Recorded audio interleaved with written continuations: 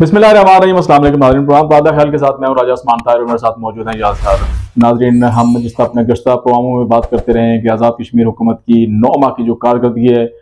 वो क्या रही है, आज हम कुछ इसी हवाले से तफसील आपके सामने रखेंगे कि साबिक जो हुकूमत थी उसके जो मनसूबे हैं वो अब सामने आ रहे हैं आहिस्ता आहिस्ता। जो उन्होंने मनसूबे जो तरक्याती काम उस हवाले से जो काम किए थे और जो मनसूबों की जो रकम रखी थी, अब वो रकम भी आहिस्ता आहिस्ता जारी हो रही हैं। अब ये समझ नहीं आ रही है कि जो मौजूदा हुकूमत है इसकी 9 माह की कारकर्दगी क्या है, उन्होंने कौन कौन से ऐसे तरक्याती फलाई मनसूबे जो आवाम के लिए रखे हैं। फिलहाल तो कोई सामने नहीं आ रहा है। फिलहाल वही चीज़ें सामने आ रही हैं जो साबिक हुकूमत ने मनसूबे रखे थे अपने तरक्याती फंड्स और तरक्याती प्रोग्राम में जो मनसूबे जारी किए थे उसके फंड्स अब आहिस्ता आहिस्ता रिलीज हो गए हैं। इसी तरह की एक खबर है कि 45 मिलियन रुपए जारी किए गए हैं। सियासी एक मनसूबा अपनाया गया था साबिक हुकूमत के दौर में, उसके लिए 45 मिलियन के जो फंड्स हैं उनका इजरा हो चुका है। इसी तरह आज हम बात करेंगे कि आज़ाद कश्मीर में एक नई सियासी जमात की शुनीद है। ये वो सियासी जमात बनने जा रही है जो PTI का जो ग्रुप अलग हुआ था,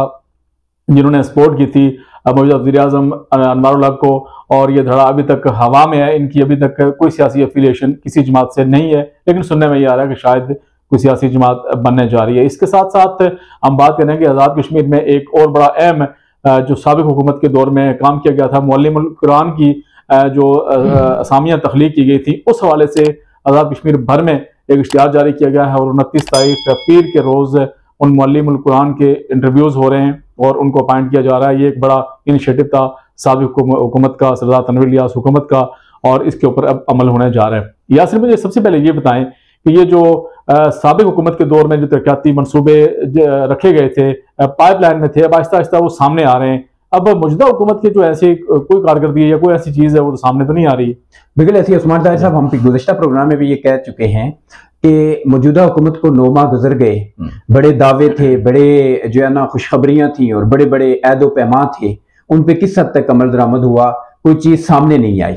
और आज भी अगर हम देखें तो जो भी कोई चीज़ जिसे रोक रोक के अनवार सरकार जिनकी फाइलें निकाल भी रही है मुख्तलिफ प्रेशर की वजह से, तो वो निकल के आते हैं तो वो मनसूबे गुज़श्ता हुकूमत के इकदाम हैं। मसलन मुअल्लिमीन कुरान का जो है ना कल इंटरव्यू होने जा रहे हैं आज़ाद कश्मीर के अंदर, और तमाम नाजरीन को ये चीज़ बखूबी याद होगी कि ये वाहिद इशू था जिसके ऊपर साबिक प्राइम मिनिस्टर सरदार तनवीर इलियास खान साहब ने पर्सनली स्टैंड लिया और ब्यूरोक्रेसी नाराज थी, और इसके साथ साथ मेंबरान असेंबली ने काफी उनके तहफ़्फ़ुज़ात, मतलब वो नहीं चाह रहे थे कि ये इस तरह का। बिल्कुल ऐसे ही है। कैबिनेट के अंदर जो उस वक्त के वज़ीर तालीम थे उन्होंने इसके ऊपर बहुत सख्त रिएक्ट किया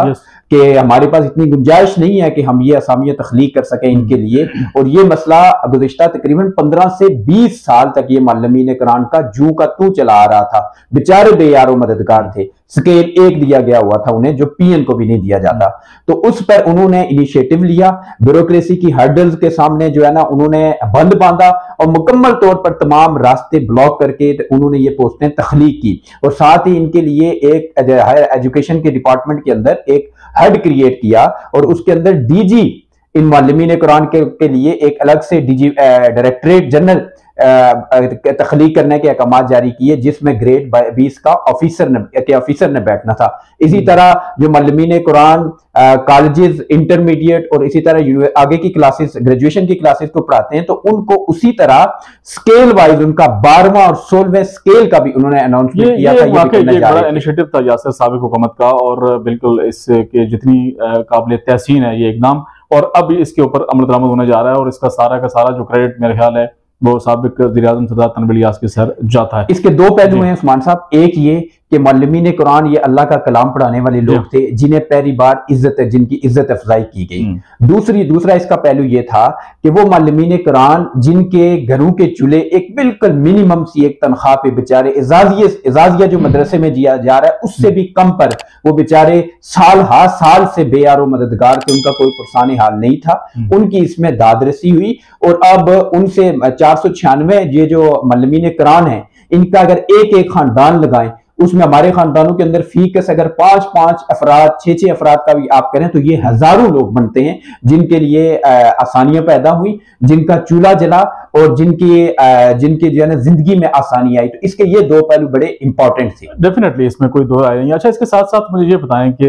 अभी 45 मिलियन रुपए जारी किए गए हैं जो सियासी मनसूबा शुरू किया गया था साबिक हुकूमत के दौर में, तो अब इसकी क्या तफसीलात हैं आपके पास? ये टूरिज्म जो हमारा CPEC का मनसूबा था, जी जी। इसके अंदर फिजिबिलिटी इसकी जो है ना सरदार तनवीर इलियास खान साहब साबिक हुकूमत के दौर में ये बनी थी। GB को कश्मीर से लिंक करने के हवाले से ये मनसूबा है, जिसके अंदर एक मुश्किल एरियाज के अंदर से हमारा नीलम जो जनवई फलवई से आगे का जो एरिया है, बस सर्विस शुरू करने का भी मनसूबा बनाया, वो भी बस सर्विस तो शुरू की गई थी ना, शुरू की गई थी, और उसके हवाले से उन्होंने GB के लोगों को यहाँ मदऊ किया था, टैक्स के हवाले से उनकी माफी का ऐलान किया था, होटल्स के अंदर उनके लिए स्पेशल जो है ना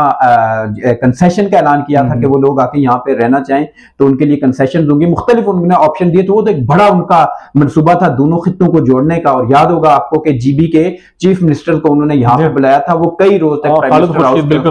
में यहाँ पर रुके थे, एक MOU पे उसका साइन भी हुआ था, उन्होंने मुख्तलिफ साइट्स का भी विजिट किया था, GB हाउस कश्मीर में बनाने का जो है ना उनका प्रोग्राम था, और इसी तरह GB के अंदर कश्मीर हाउस बनाने के हवाले से जो है ना एक उनका मनसूबा था। तो वो तो एक वसी प्लान था दोनों खित्तों को जोड़ने का। लेकिन ये जो 45 मिलियन का ये जो इनिशिएटिव हुआ है, इसकी फिजिबिलिटी उस दौर के अंदर बनी थी, और इससे कई 100 किलोमीटर का फासला, जो एक लंबा तवील फासला शराय कुराकुरम पे इस्लामाबाद को मिलाता है, वो फासला भी कम होगा। अच्छा ये बताएं, क्या ये मनसूबा जो है ये अब इसके लिए फंड्स का इजरा भी हो गया, तो मौजूदा हुकूमत है जो चौधरी अनवारुल हक की हुकूमत है, तो क्या इस पे अमल शुरू होगा, या ये मनसूबा ये जो फंड्स जारी किए गए हैं ऐसा ना हो किसी और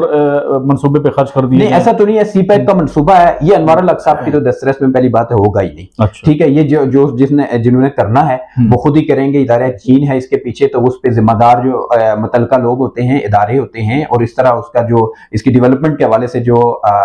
होंगी कंपनीज होंगी वो इसको करेंगे, ये यकसू हो जाएगा। लेकिन हमारा कहने का मकसद ये है कि आखिर बात क्या है कि अनवार सरकार के क्रेडिट में कोई एक खोटी पैसी का भी कोई क्रेडिट नहीं आ रहा है, खोटी कोड़ी कभी जो क्रेडिट नहीं आ रहा। जो भी चीजें खुल के सामने आ रही हैं, चाहे 26 अरब में से 12 अरब के पिछले साल के मंसूबे हैं, जिसका भी वो कह रहे हैं कि मैंने 26 अरब के मंसूबे दे दिए, उसमें भी 12 अरब गुज़िश्ता दौर में सरदार तनवीर इलियास खान ही के दौर में दिए गए वो मंसूबे हैं जो अभी लोग एग्जीक्यूट हो रहे हैं। तो इनके क्रेडिट में कोई चीज क्यों नहीं आ रही? आपको याद होगा रठुआ रियाम पुल के हवाले से मीरपुर वो साउथ टूरिज्म का कार्ड खिला, उन्होंने जा रहे हैं जी, आनियां जानियां हो रही हैं, वफाक के अंदर मीटिंग्स हो रही हैं, और कहा गया था कि ये जनवरी के एंड पे आखिरी माह के आखिर में हम इसको इनिशिएट कर लेंगे। अभी तक उसका कोई इनिशिएटिव नहीं लिया गया, और उसके ऊपर वहां पर एक UK के अंदर जो कश्मीरी बैठे हुए हैं, मीरपुर के अंदर बैठे हुए लोग हैं, उन्होंने अच्छी खासी सोशल मीडिया पे कैंपेन शुरू की हुई है, और मौसूफ यहाँ पर ऐलान करके जो है ना हाथ पे हाथ धरे बैठे हुए हैं। इसके साथ साथ यासर आजाद कश्मीर में एक नई सियासी जमात की शुनीद है, और ये वो सियासी जमात बनने जा रही है जिस ग्रुप के मौजूदा वज़ीर-ए-आज़म इनको हेड भी कर रहे हैं, और यही ग्रुप PTI से अलग होके इन्होंने बगावत की और एक बागी ग्रुप बनाया, और फिर इनका ये कहना है कि पूरे जो मेंबरान असम्बली हैं 47 उन्होंने मुझे वोट दिया। और इसके साथ साथ अब ये जो ग्रुप है, ये जो धड़ा PTI से अलग हुआ है, तो मुझे बताइए कौन सी जमात बनने जा रही है? पहले भी एक इस तरह की खबर जो है वो अफवाह फैली थी कि बहुत ज़्यादा आज़ाद कश्मीर में एक नई जमात है, उसका क्या होने वाला है और इस तरह की, लेकिन वो फिर बीच में वो खबर दब गई थी। अब नई एक ये सामने आई है एक बात कि आज़ाद कश्मीर में बहुत जल्द ऐसे मौके पे जब पाकिस्तान में इलेक्शन होने जा रहे हैं तो एक नई जमात का क्या आपको लग रहा है कि इस मौके के ऊपर ये आज की हमारी सबसे बड़ी खबर है ये जमात के हवाले से? और आपको माजी में याद होगा कि जमात जो पहले एक दो माह पहले इसका इनिशिएटिव हुआ था, उसके ऊपर भी खबर हमने दी थी, उसके ऊपर फॉलो अप पे हमने प्रोग्राम भी किए थे। बुनियादी तौर पे ये एक चीज समझने की जरूरत है जिसका ताल्लुक शायद हमारे इदारों के साथ भी है और जनरल पब्लिक के साथ भी, हमारे आजाद कश्मीर के पॉलिटिशियन शायद देखा जा रहा हो कि पाकिस्तान में इलेक्शन हो जाए फिर उसके बाद। ऐसा कुछ नहीं है उस्मान साहब, इसको ये फिल फोर करना चाह रहे हैं। बुनियादी तौर पे जब आजाद यही ग्रुप जमात बनाने जा रहा है जी, आजाद जी मैं आपको बता रहा हूँ, आजाद कश्मीर के अंदर जब अनवारुल हक साहब बरसरे इख्तिदार आए थे तो उन्होंने बुनियादी तौर पे जो साजिश का अपने लिए जाल बुना था वो ये था कि बैरिस्टर ग्रुप के चौधरी रशीद साहब प्राइम मिनिस्टर बन रहे थे, उनकी तैयारियां पूरी थी। तो मौसूफ ने एक गेम की थी, गेम ये की थी कि अपने ये जो फॉरवर्ड ब्लॉक के PTI के लोग दोस्तों को उन्होंने जमा किया, उन्हें कहा कि बैरिस्टर सुल्तान अपना प्राइम मिनिस्टर ला रहे हैं, आप सबको पोर्टफोलियोज भी गए, आपका सब कुछ गया, एहतसाब होगा और आपको जो है ना मुकम्मल तौर पर बैरिस्टर साहब जो है ना निशाने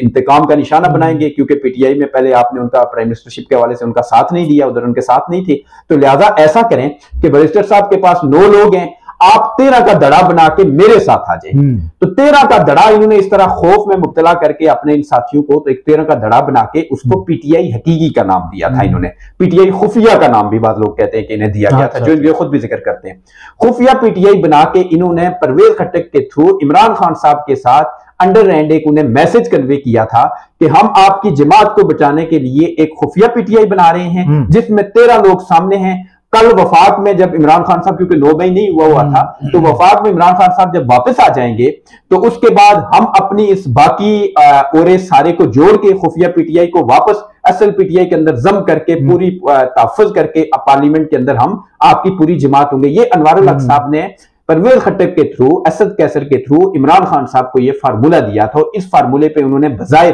पीटीआई हकीकी बनाई थी। जब 9 मई हो गया, ये 9 मई तारीख का वो झटका है अनवारुल हक साहब के लिए, बहुत सारे लोगों के लिए है, जो अनवारुल हक साहब के लिए वो झटका है जिसमें उन्हें हार्ट अटैक नहीं हुआ तो कुछ बचा नहीं, क्योंकि वो मुकम्मल तौर पे इस बात पे मुतमईन थे कि मैं इधर आजाद कश्मीर के अंदर हुकूमत अपनी बनाऊंगा, 2 महीने के बाद खान साहब वहां पे वापस आ जाएंगे और मैं यहाँ पे पूरी ताकत और कुव्वत के साथ और शमशमे और तनतने के साथ जो है ना पीटीआई की हुकूमत बना के खान साहब की नजरों आंखों का भी तारा बनूंगा